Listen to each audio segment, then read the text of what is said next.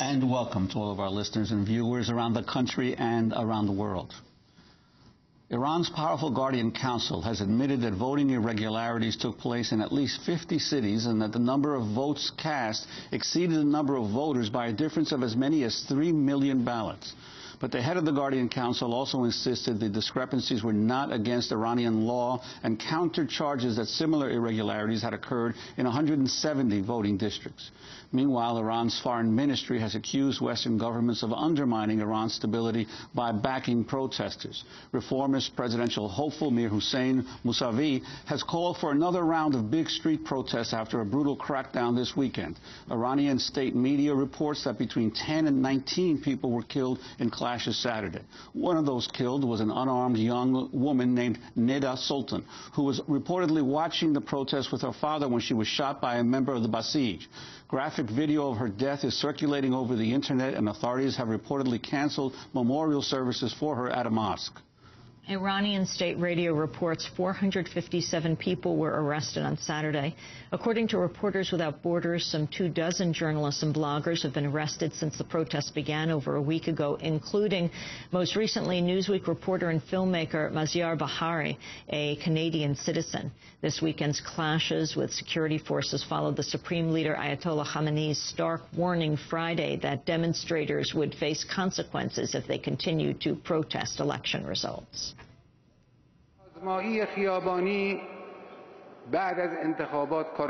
Struggling on the streets after elections is not acceptable. It diminishes the electoral process and democracy. I call on all sides to put a stop to such actions. These are not correct actions. If they do not stop these actions, then any consequences will be their responsibility. For more on the situation in Iran, we're joined here at our Firehouse studio by Kouross Esmaeli. He is an Iranian-American independent filmmaker and journalist and a part of the Big Noise Film Collective. He's followed several reports from Iran over the last years for Al Jazeera English, Press TV, and Current TV. Welcome to Democracy Now! Good to be here. So talk about the latest developments over the weekend. Well, the most important development over the weekend was, of course, the Supreme Leader's Friday sermon, where he came down quite hard on the demonstrators and on the reform movement that he said that he claimed was going to be held responsible if these disturbances continue. He came down quite starkly as well for the election results, claiming that even if there were some discrepancies, as is natural in any election, the elections overall were fair, and they were proof of the Islamic Republic's continued quest for democracy and people's sovereignty. That resulted in huge clashes on Saturday. People were not convinced by his words whatsoever, and the presidential candidate Mir Hussein Mousavi, in a response to the Friday sermon, encouraged people to continue to fight for the right to have free and fair elections. Saturday saw the highest number of casualties. By some numbers, it was called 10 by the official news agencies, and some people have put a number at 50. That's as high as I've seen be reported. But in terms of the street of protest, they don't appear to be as massive as they were in the early days, right? A lot of it now is our street battles that are occurring between protesters and either security forces or the Basij. Is there any sense that there'll be more huge protests coming up this week?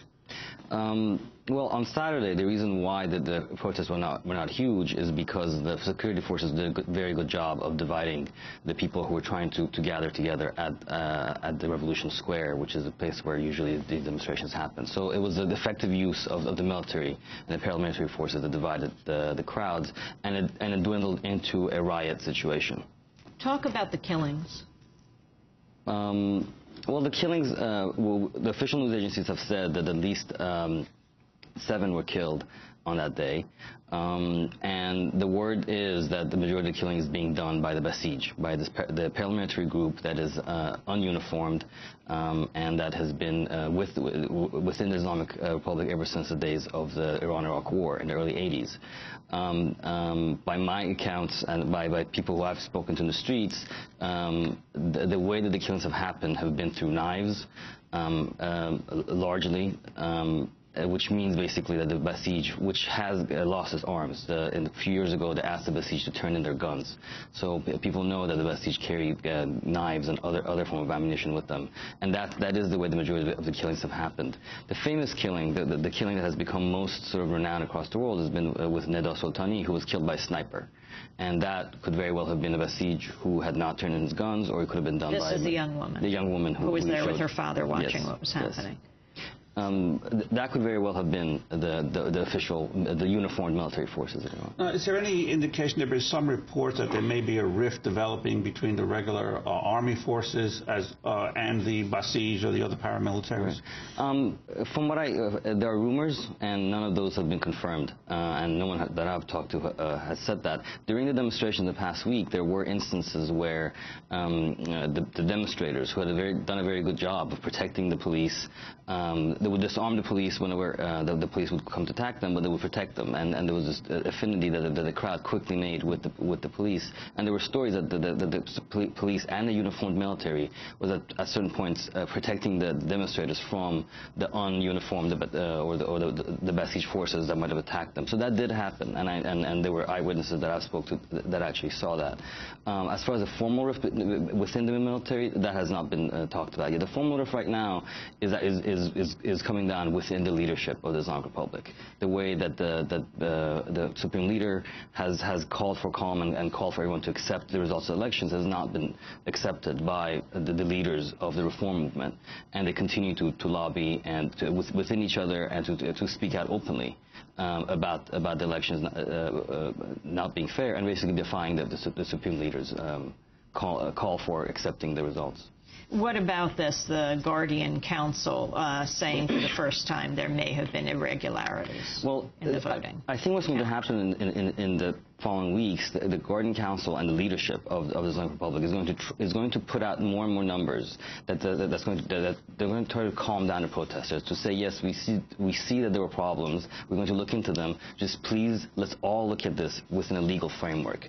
Ali Larijani, who's the head of the parliament, who's one of the most senior conservative politicians in Iran, he had a very important interview with state television yesterday, in which he basically criticized the Guardian Council for seeming as if they're supporting one candidate over another. And criticizing the Guardian Council is next to criticizing the supreme leader for siding with one of the candidates against the other. So this came out openly on Iranian television. And so there are these voices that are trying to bring calm and sanity and trying to be critical from all sides at this point. And there's reports right now from the parliamentary website that Larijani is trying to get an interview with Mousavi himself on national Iranian television. Kouross, we're going to break. When we come back, we want to play for you what Obama said over the weekend, what the president said, the right-wing criticism of him, that he should be acting more, the arrest of Rafsanjani's daughter, very significant, and more. This is Democracy Now! We're speaking with Kouross Esmaeli, who is an Iranian-American independent filmmaker. Stay with us.